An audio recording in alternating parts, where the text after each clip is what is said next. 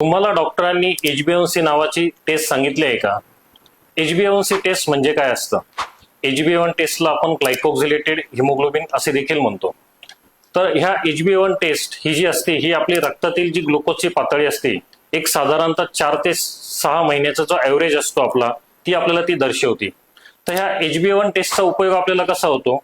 तर HbA1 टेस्टमुळे आपल्याला डायबिटीसचा diagnosis होऊ शकतो. तसेच आपण डायबिटीसला मॉनिटरिंग करण्यासाठी देखील HbA1 टेस्टचा उपयोग करू शकतो. तर ह्या HbA1 टेस्टची लेवल किती असते?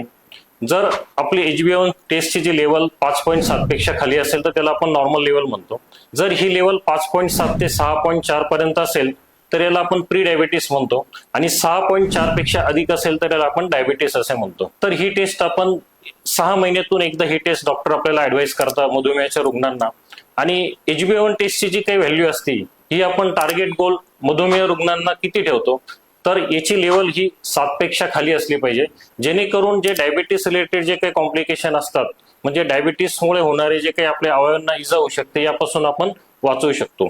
तसेच डायबिटीस आणि डायबिटीस रिलेटेड कॉम्प्लिकेशन बद्दल अधिक माहिती घेण्यासाठी तुम्ही या पेजला फॉलो करा. धन्यवाद.